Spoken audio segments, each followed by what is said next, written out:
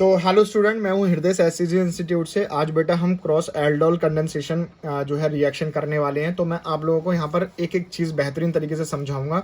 तो यहाँ पर एक्चुअली में होता क्या है कि हम लोग क्या कर रहे हैं, इथेनल और प्रोपेनल की आपस में रिएक्शन करवा रहे हैं। किसकी प्रेजेंस में? डाइल्यूट NaOH की प्रेजेंस में। ठीक है, तो अगर आप लोग देख पा रहे होगे तो यहाँ पर समझने वाली बात यह है, बच्चों को कंफ्यूजन होता है कि भाई यहाँ पर 4 प्रोडक्ट क्यों बन रहे हैं। ठीक है, तो मैं आप लोगों को बता देता हूँ। पहले वाले केस में क्या हो रहा है कि जो इथेनल होगा हमारे पास, वो अपने ही साथ रिएक्शन करके ये वाला प्रोडक्ट बना रहा होगा। और सेकंड वाले केस में क्या हो रहा होगा बेटा, ये जो प्रोपेनल है वो अपने ही क्या नाम है, सेम मॉलिक्यूल के साथ रिएक्शन करके ये बना रहा होगा। नीचे वाली अभी मैं बात नहीं कर रहा, पहले मैं सिर्फ इन दोनों की बात करूंगा। तो देखो क्या हो रहा होगा। इथेनॉल में हम जानते हैं कि दो कार्बन प्रेजेंट होते हैं। ठीक है, तो ये दो कार्बन जो हैं जब आपस में रिएक्शन करेंगे तो देखो क्या होगा, CH3 CH और CH2 और CHO। जरा गौर से देखना बेटा, मैं CH3 CHO एक बार लिख लिया, CH3 CHO मैंने एक बार लिख लिया, यस और नो। तो मैं यहां पर क्या करने वाला हूं कि देखो CH3 CH ले लिया है, यहां से मैंने क्या काम किया, एक CH2 उठा लिया है और एक ये CHO group as it is रहने दिया। लेकिन यहां पर इसका जो O होगा ना, वो क्या हो जाएगा बेटा, हाइड्रोक्सी में चेंज हो जाएगा। क्लियर हो रही है? तो यहां पर देखो नेमिंग कैसे करोगे आप लोग, क्या हो जाएगा 1 2 3 4। क्यों? क्योंकि इथेनॉल में कितने कार्बन थे, 2 थे, तो 2 का दुगना कितना हो जाएगा, 4 हो जाएगा। तो 1 2 3 4। तो देखो हाइड्रोक्सी जो है, देखो क्या नाम है, एल्डिहाइड के केस में, एल्डिहाइड और अल्कोहल के केस में हम लोग क्या करेंगे बेटा, एल्डिहाइड को प्रायोरिटी देंगे। तो यहां पर क्या है, एल्डिहाइड ग्रुप है हमारे पास, तो एल्डिहाइड में हम लोग क्या करने जा रहे हैं, इसको प्रायोरिटी देंगे। तो 1 2 3 और 4। तो तीसरी पोजीशन पे क्या है, हाइड्रोक्सी है, तो 3 हाइड्रोक्सी। और कितने कार्बन थे हमारे पास, 4 थे, तो ब्यूटेनल, क्योंकि क्या नाम है, CHO ग्रुप भी जुड़ा हुआ है। अब बात करते हैं बेटा हम इसकी प्रोपेनल की। तो प्रोपेनल का फॉर्मूला क्या होता है, CH3 CH2 CHO, यस और नो। CH3 CH2 CHO, क्योंकि मैंने इसके 2 मॉलिक्यूल ले लिए। तो यहां पर आप देख पा रहे होगे अच्छे से कि 1 2 3 4 5। ठीक है, और जबकि कार्बन कितने होने चाहिए, 6 होने चाहिए। तो देखो यहां पर क्या हो रहा होगा, एक CH3 CHO। ठीक है, और ये वाला जो CH होगा ना, इसमें क्या होगा, ये OH ग्रुप बना लेगा अपना, जो कि ये आ गया आपका। उसके बाद क्या आ जाएगा बेटा, CH3 ग्रुप जो होगा वो क्या हो जाएगा, यहाँ पर सब्स्टिट्यूएंट ग्रुप की तरह बिहेव कर रहा होगा, और ये CHO CH और CHO आ जाएगा।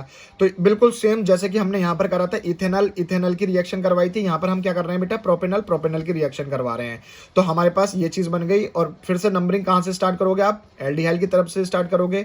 तो 1 2 3 4 5। यहाँ पर जो मिथाइल होगा वो क्या करेगा बेटा, आपकी सब्स्टिट्यूएंट ग्रुप की तरह बिहेव करेगा, और हाइड्रोक्सी भी सब्स्टिट्यूएंट ग्रुप की तरह बिहेव करेगा। तो तीसरी पोजीशन पे क्या हो गया, हाइड्रोक्सी हो गया, और 2 मिथाइल पेंटेनल। अब जरा ध्यान से देखना क्या लिखा हुआ है मैंने, कि self condensation of 2 molecule of ethanol. ये खुद सेल्फ कर रहा है, तभी मैंने आपको बोला था कि इथेनल रिएक्शन करवा रहे होंगे, और यहां पर क्या हो रहा होगा बेटा, प्रोपेनल रिएक्शन कर रहे होंगे। ठीक है, नाउ इसी को ही हम बोलते हैं बेटा सेल्फ एल्डोल प्रोडक्ट। अब बात करी जा रही है बेटा आपकी किससे, क्रॉस एल्डोल प्रोडक्ट की। तो यहां पर गहराई से सुनना सारे बच्चे। देखो यहां पर हम क्या कर रहे होंगे, एक मॉलिक्यूल तो क्या नाम है, इथेनॉल का पकड़ रहे हैं, और एक मॉलिक्यूल किसका पकड़ रहे हैं बेटा, प्रोपेनल का। तो यहां पर क्या हो रहा होगा, इथेनॉल की अगर मैं बात करूं तो CH3, यहां पर भी देखते चलना, जहां पर मेरी फिंगर है और जहां पर पेन है वहां पर भी देखते चलना, CH3 CH, और जो OH था ना वो हाइड्रोक्सी में चेंज हो गया। उसके बाद प्रोपेनल की बात आ गई, तो यहां पर जो CH3 ग्रुप होगा